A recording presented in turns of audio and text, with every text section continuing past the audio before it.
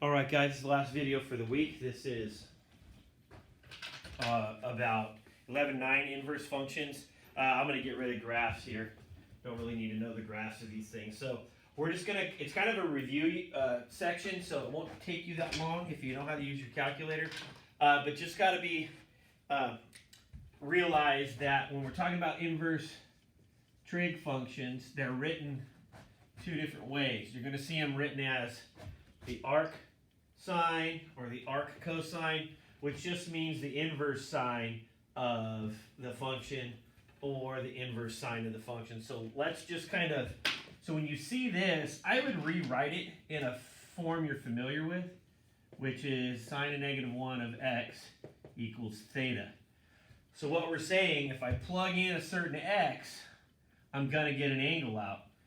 Or the other idea is, if I take the sine of theta, what angle is equal to that? So if we look at this, and we got two choices. You can plug it into your calculator using sine of -1, or if you go to the unit circle, if you go along on the unit circle, and I'll just do the top half.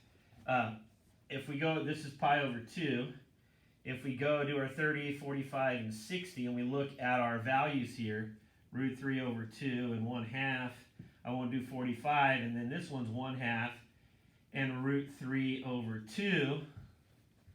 Remember, our y value here is our sine. So if we draw this down here, what's our angle? It's pi over 6 or 60 degrees.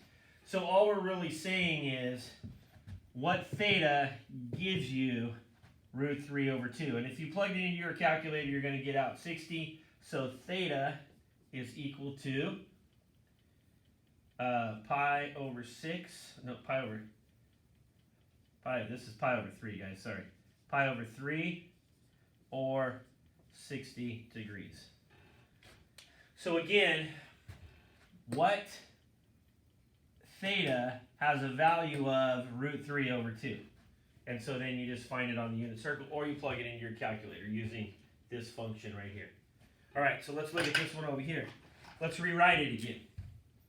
This is going to be the inverse cosine of 1/2 is equal to some theta.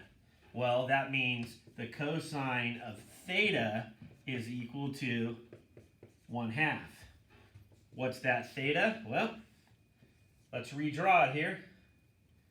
We draw our unit circle, and we notice again that it's 1/2 and root 3 over 2.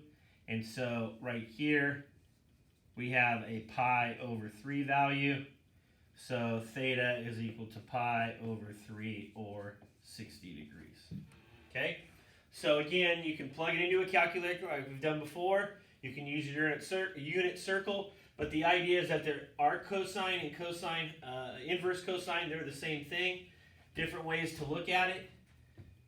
What value of cosine from 1/2, the value of 1/2 for cosine gives you what theta, or if you reverse it, the cosine of theta is equal to 1/2, so if we're looking for 1/2, what's that theta that will make this statement true? So that was just a real quick version of that. Now, they just kind of turn up the heat a little bit on you guys. It's not too bad though. So let's take one of the example problems here. And we go, let's say the tangent of the sine inverse of 1/2. Okay, so they want us to evaluate this. I think those are the directions in the book. It says find. So if we're going to find this, there's two steps to this.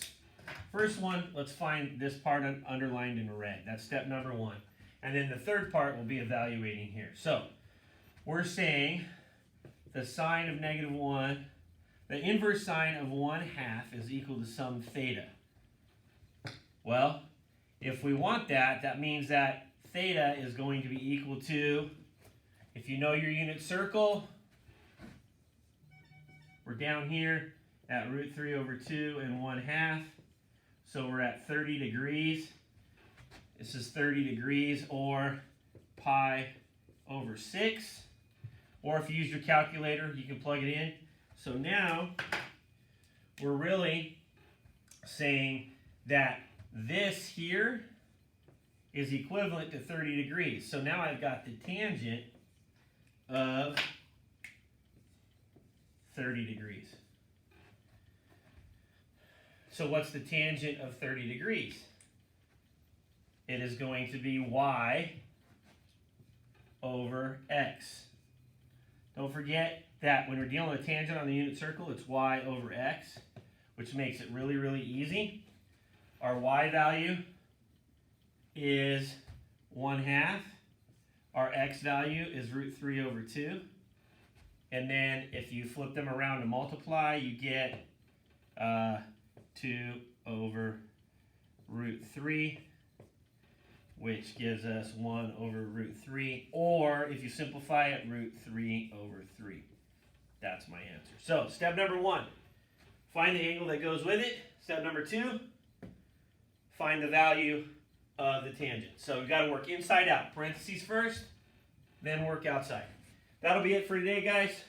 You can try the practice problems on 706 and 707, and I will put the answers on Edpuzzle for you, and good luck. So guided practice on page 707, 706 and 707. See you guys soon.